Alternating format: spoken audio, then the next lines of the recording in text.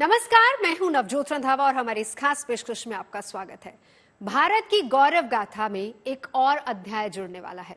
भारत के moon mission का अहम हिस्सा चंद्रयान-3 अब चांद के और करीब पहुंच चुका है। अगर सब कुछ ठीक रहा तो 23 अगस्त को चंद्रयान चांद पर सॉफ्ट लैंडिंग कर इतिहास रच देगा। भारत के इस मिशन पर पूरी दुनिया की निगाहें टिकी हैं। 4, 3, 2. We have a majestic liftoff of LVM-3 M4 rocket carrying India's prestigious Chandrayaan-3 spacecraft. प्रज्वलन और सफलतापूर्ण उत्थापन LVM-3 M4 रॉकेट का।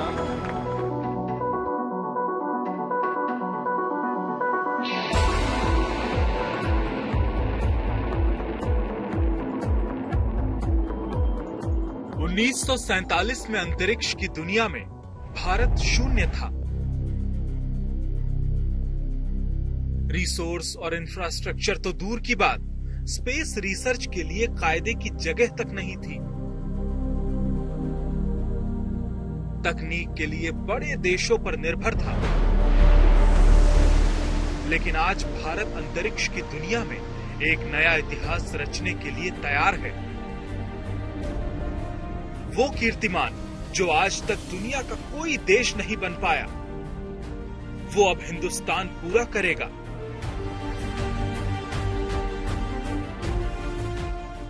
वो कारनामा जो आज तक सिर्फ एक ख्वाब है, एक उम्मीद है और एक कोशिश भर है, उसे अब भारत अंजाम तक पहुंचाएगा। वो तारीख अब बेहद करीब आ गई है जब देश का चंद्रयान-3 चांद के दक्षिणी ध्रुव पर भारत की कामयाबी की नई इबारत लिखेगा।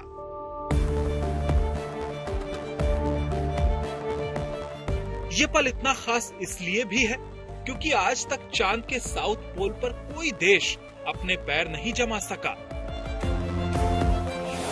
हालांकि अमेरिका, रूस और चीन जैसे मुल्क चांद के दक्षिणी हिस्से पर अपनी मौजूदगी दर्ज करा चुके हैं, लेकिन आज तक वहां कोई भी मुल्क अपनी सॉफ्ट लैंडिंग नहीं करा सका है।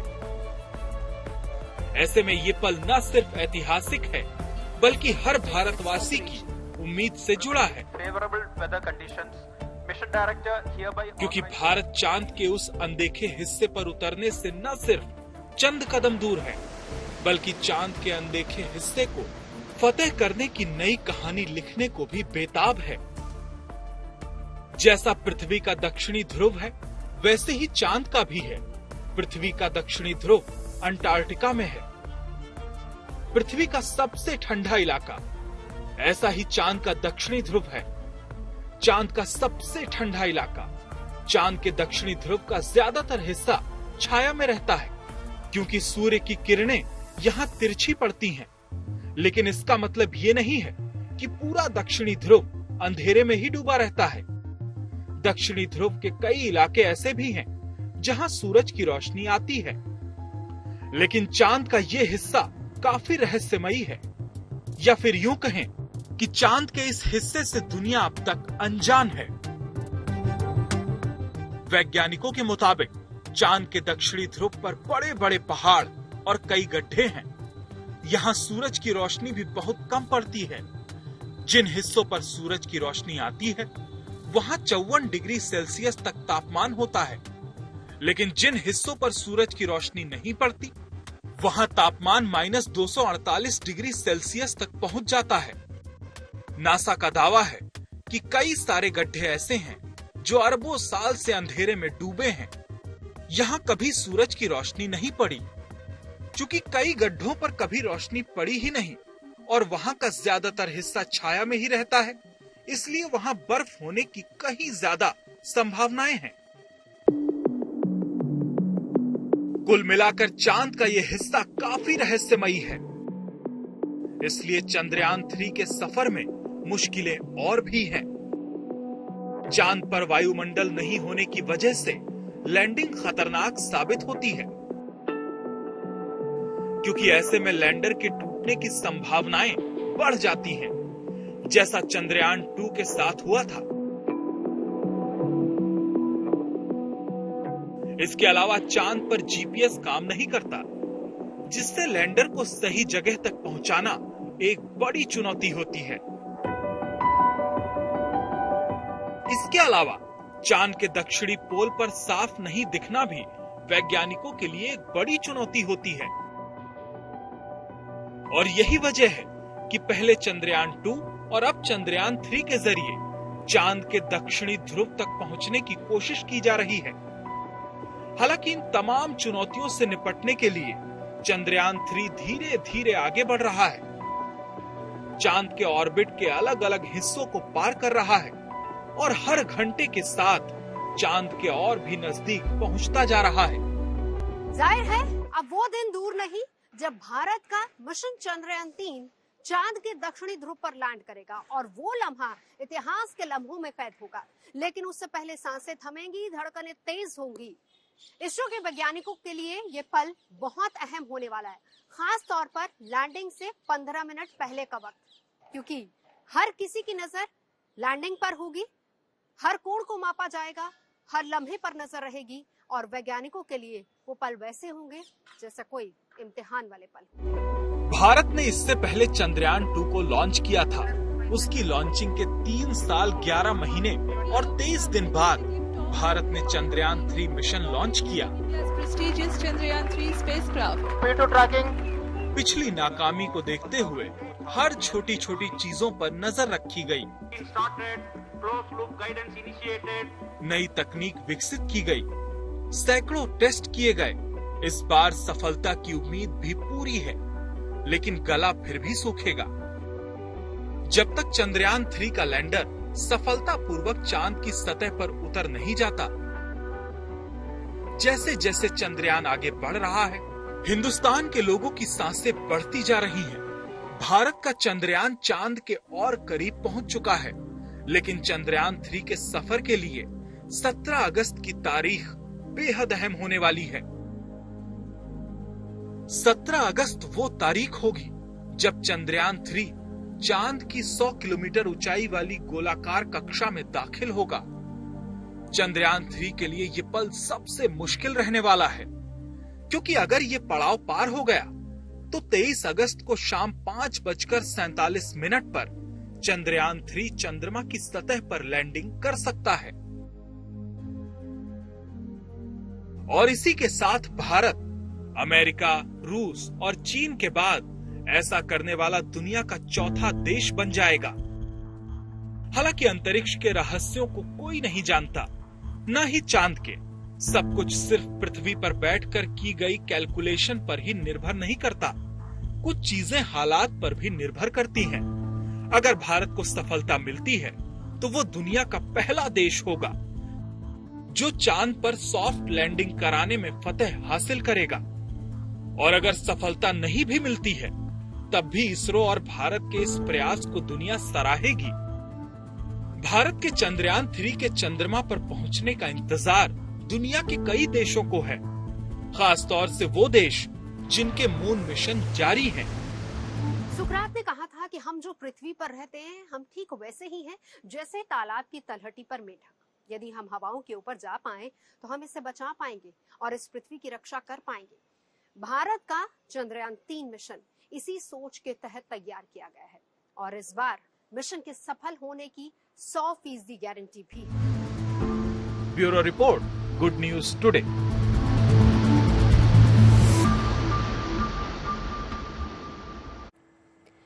चंद्रयान 3 जैसे ही चांद के दक्षिणी ध्रुव पर कदम रखेगा, भारत एक नया इतिहास रच देगा और भारत दुनिया के उन चुनिंदा देशों में शुमार हो जाएगा जो चांद के इस अनोखे हिस्से तक पहुंच सके हैं। हालांकि चांद के इस हिस्से पर सॉफ्ट लैंडिंग कोई और मुल्क नहीं कर पाया है। ऐसे में भारत के लिए ये पल और भी ज्यादा खास है। लेकिन खास बात यह भी है कि भारत का चंद्रयान 3 मिशन बाकी देशों के मून मिशन से काफी किफायती है। थोड़ा बहुत नहीं बल्कि कई गुना कम लागत में ये तैयार हुआ है।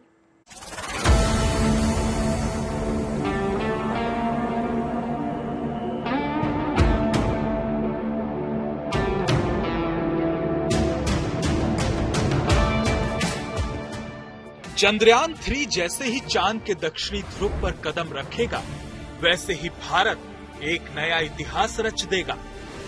क्योंकि आज तक चांद के इस हिस्से पर कोई भी देश अपना यान लैंड नहीं करा सका है।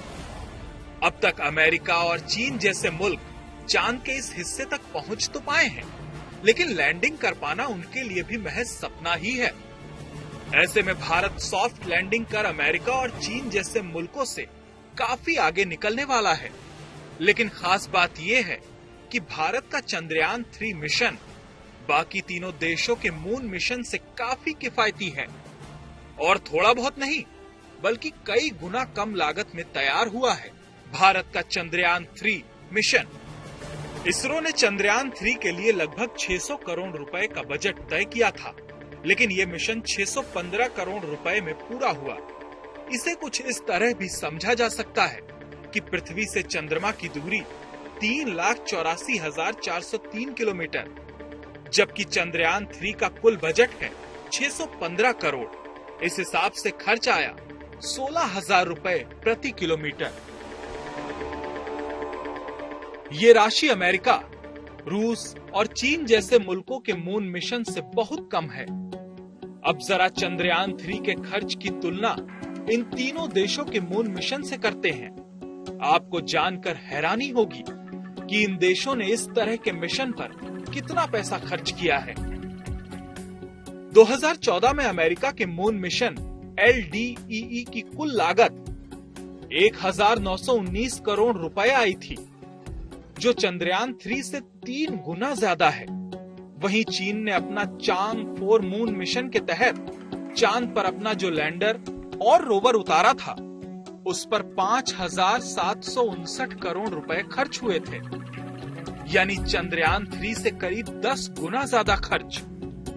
भारतीय मिशन इन तमाम देशों की तुलना में बेहद किफायती है और अद्वितीय भी, क्योंकि एक तो इसकी लागत कम है और उस पर चांद के उस दक्षिणी ध्रुव पर लैंडिंग, जहां आज तक दुनिया के किसी देश ने कदम नहीं रखा। वैसे आपको ये जानकर और ज्यादा हैरानी हो सकती है कि भारत का चंद्रयान 3 हॉलीवुड की कई साइंस फिक्शन फिल्मों की लागत से भी सस्ता है। 2014 में आई हॉलीवुड की science fiction movie Interstellar 1,062 crore रुपए की लागत से बनकर तैयार हुई थी। चंद्रयान 3 इससे करीब 450 करोड़ कम रुपयों में चांद पर पहुंचने वाला है। चंद्रयान 3 मिशन के खर्च की तुलना हॉलीवुड की साइंस फिक्शन फिल्म ग्रेविटी से करें तो इस फिल्म पर 644 करोड़ रुपए खर्च हुए थे, जबकि चंद्रयान 3 और उसके अंतरिक्ष मिशन की कीमत 615 करोड़ रुपए है। एवेंजर्स एंड गेम की लागत 2,443 करोड़ रुपए थी, लेकिन चंद्रयान 3 मिशन की कुल लागत सिर्फ 615 करोड़ रुपए है, यानी जितने में हॉलीवुड एक फिल्म बनाता है उससे कहीं कम की लागत में भारतीय वैज्ञानिक चांद तक पहुंचने वाले हैं। सिर्फ हॉलीवुड ही नहीं, कई बॉलीवुड फिल्मों की लागत भी भारत के इस ऐतिहासिक मिशन से कहीं ज्यादा है। फिल्म RRR को बनाने में ही 600 करोड़ रुपए खर्च किए गए थे। हाल ही में आई फिल्म आदिपुरुष की कास्ट 700 करोड़ रुपए थी। इस लिहाज से देखें तो इसरो ने बहुत ही सीमित बजट में देश को गौरवान्वित करने वाला यह चंद्रयान 3 बनाया है। इस तरह चंद्रयान की कामयाबी दुनिया को कम लागत में बड़े अंतरिक्ष मिशन को पूरा करने के लिए प्रेरित करेगी। लेकिन ये तो बात सिर्फ चंद्रयान 3 की हुई। भारत ने इससे पहले सितंबर 2019 में चंद्रयान 2 लॉन्च किया था। 4 साल पहले भेजे गए चंद्रयान 2 की लागत भी सिर्फ 603 करोड़ रुपए थी। इसरो ने चंद्रयान 2 को चांद के दक्षिणी ध्रुव पर उतारने की कोशिश की थी, लेकिन तब लैंडर की हार्ड लैंडिंग हो गई थी। लेकिन खर्च के मामले में चंद्रयान 2 भी दुनिया के तमाम देशों के मिशन मून से काफी सस्ता था। चंद्रयान 2 के पूरे मिशन की लागत 978 करोड़ रुपए थी, जिसमें 603 करोड़ मिशन की लागत थी, जबकि 375 करोड़ रुपए लॉन्च की लागत।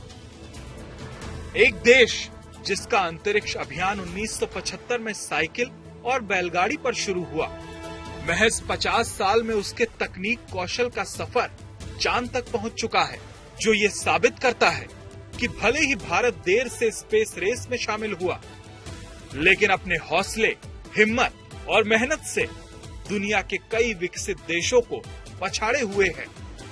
दुनिया की शीर्ष 4 ताकतों में शामिल हो गया। कहते हैं कि चांद पर पहुंचना काफी मुश्किल है, लेकिन उससे भी कहीं ज्यादा मुश्किल है लाल ग्रह यानी कि मंगल तक पहुंचना। लेकिन अगर हिम्मत, हौसला और कुछ कर गुजरने का जज्बा हो तो हर मुश्किल आसान हो जाती है। ऐसे ही हिम्मत, हौसले और जज्बे के बल पर कामयाबी की मिसाल है भारत का मिशन मंगल। अलग अलग देशों ने मंगल के लिए लगभग 50 से ज्यादा मिशन भेजे, लेकिन कामयाबी सिर्फ 21 को ही मिल पाई। और इन 21 देशों में भारत का नाम सुनहरे अक्षरों में अंकित है।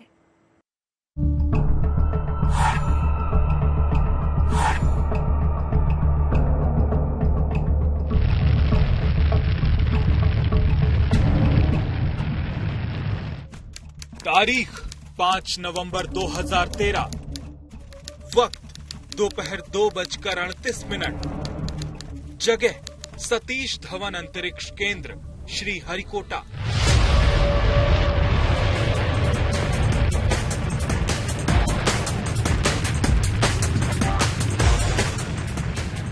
कुछ इस तरह लाल ग्रह के मिशन पर चला था भारत का मंगलयान। PSLV C-25 रॉकेट से मंगलयान अंतरिक्ष के लिए रवाना हुआ और चंद मिनटों बाद ही श्री हरिकोटा का सतीश धवन अंतरिक्ष केंद्र तालियों की गड़गड़ाहट से गूंज उठा। वैज्ञानिकों के खिले हुए चेहरे साफ बता रहे थे कि प्रक्षेपण कामयाब रहा।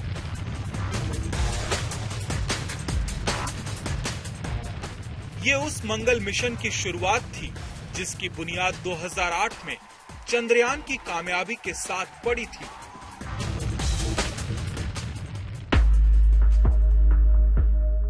दरअसल लाल ग्रह के नाम से मशहूर मंगल दुनिया भर के वैज्ञानिकों के लिए हमेशा ही जिज्ञासा और आकर्षण का केंद्र रहा है।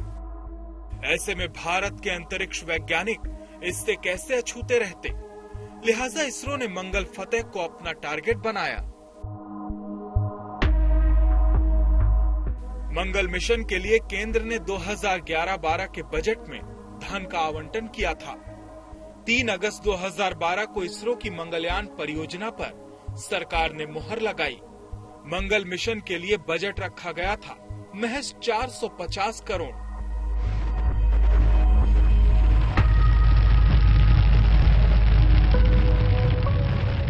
बजट छोटा था, लेकिन सपना बड़ा, और उससे भी बड़ी थी मंगल पर जाने की जिद।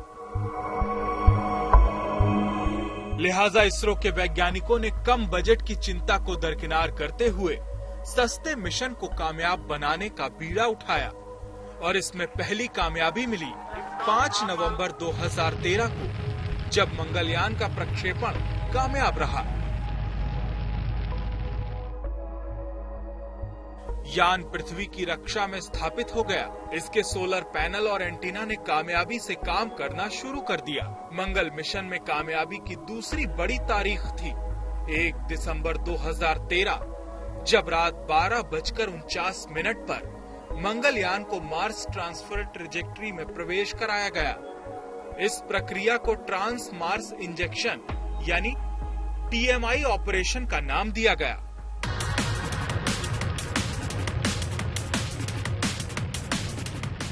यहां से मंगलयान की 20 करोड़ किलोमीटर से ज्यादा लंबी यात्रा शुरू हुई, जो 8 साल और 8 दिन बाद यानी 27 सितंबर 2022 को खत्म हुई।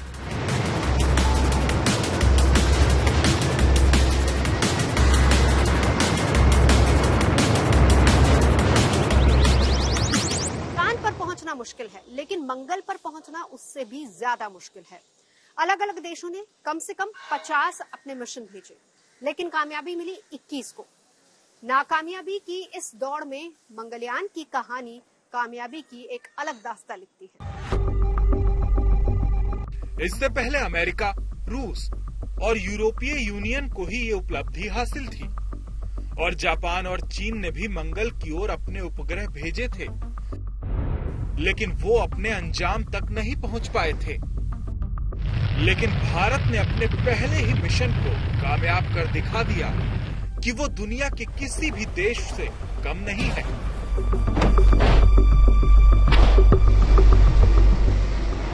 भारत ने मंगलयान को स्थापित कर ये संदेश दिया था कि उसके पास सस्ती लागत और विश्वसनीय गुणवत्ता वाला ऐसा अंतरिक्ष उद्योग मौजूद है जो कम संसाधनों में अंतरिक्ष के बड़े बड़े सपनों को साकार कर पाने में सक्षम है।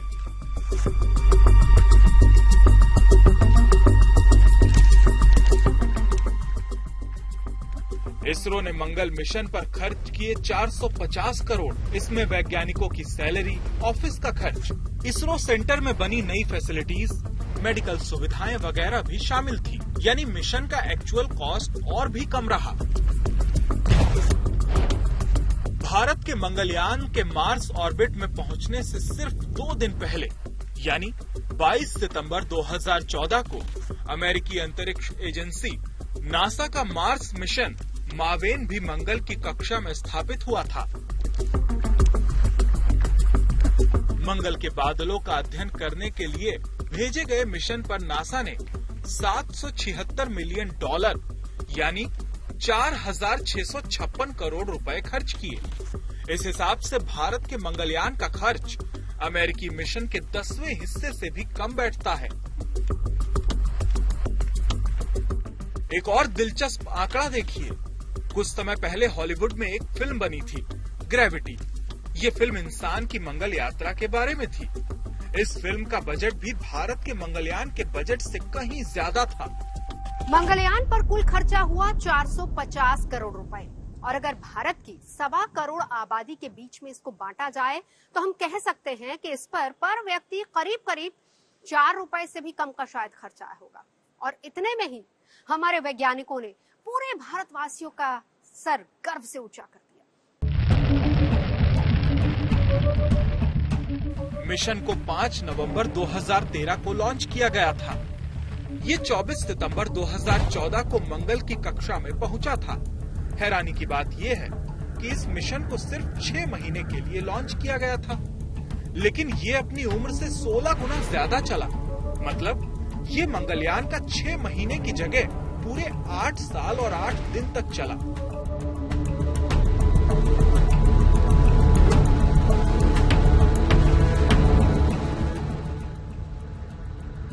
जिसके बाद 27 सितंबर 2022 को मंगलयान का संपर्क इसरो से खत्म हो गया। लेकिन इस मिशन के साथ ही भारत दुनिया का पहला ऐसा देश बन गया जो एक ही बार में सीधे मंगल ग्रह तक जा पहुंचा।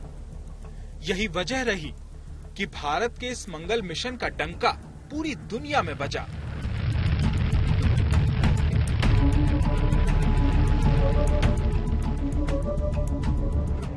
भारत के मंगल मिशन को चीनी विदेशी मंत्रालय ने एशिया का गौरव बताया।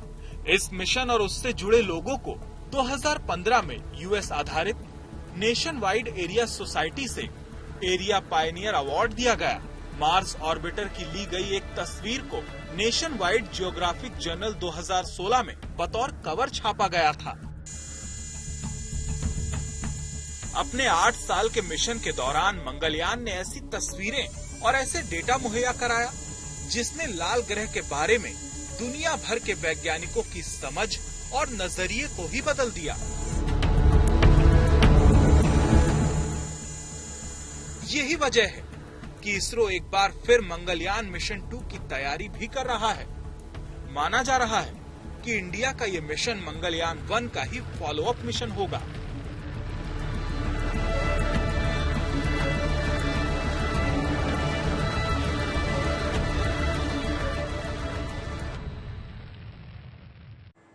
एक देश जिसका अंतरिक्ष अभियान 1975 में साइकिल और बैलगाड़ी से शुरू हुआ, महज चंद साल में उसके तकनीक कौशल का सफर मंगल और चांद तक पहुंच जाता है। 1947 में जब देश आजाद हुआ तो ना तो रिसोर्सेस थे और ना ही इंफ्रास्ट्रक्चर और ना ही तकनीक। अगर कुछ था तो सिर्फ उम्मीद थी, एक जिद थी, एक कोशिश थी। 1947 में भारत अंतरिक्ष की दुनिया में शून्य था। तकनीक के लिए भारत बड़े देशों पर निर्भर था। भारत ने जब 1963 में पहली बार अपना रॉकेट लॉन्च किया तब भारत दुनिया के सबसे पिछड़े देशों में से एक था। रॉकेट को साइकिल पर रखकर लॉन्च पैड तक ले जाया गया, लेकिन आज सारी दुनिया भारत की स्पेस एजेंसी इसरो को सबसे भरोसेमंद मानती है।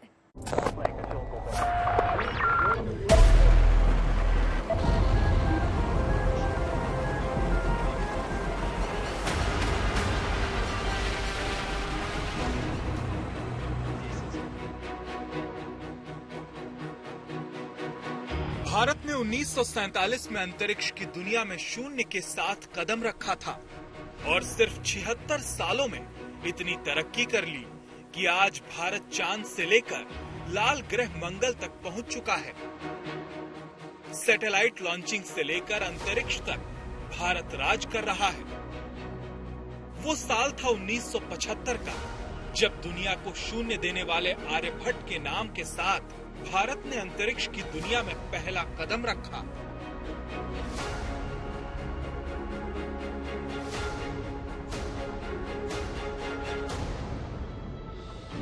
भारत ने अपना पहला सैटेलाइट आर्यभट्ट अंतरिक्ष में लॉन्च किया।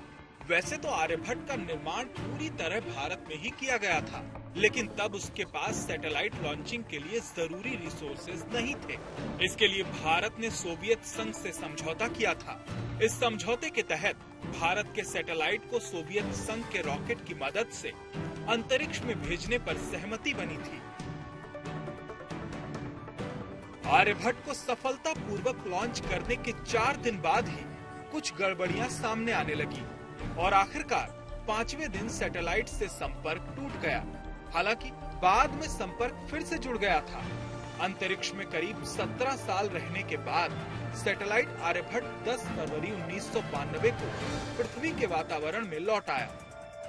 आर्यभट्ट को पृथ्वी की कक्षा में स्थापित करना भारत और सोवियत संघ दोनों के लिए बड़ी उपलब्धि थी। रिजर्व बैंक ने इस ऐतिहासिक दिन को सेलिब्रेट करने के लिए 1976 और 1997 में 2 रुपए के नोट पर इस सैटेलाइट की तस्वीर छापी थी।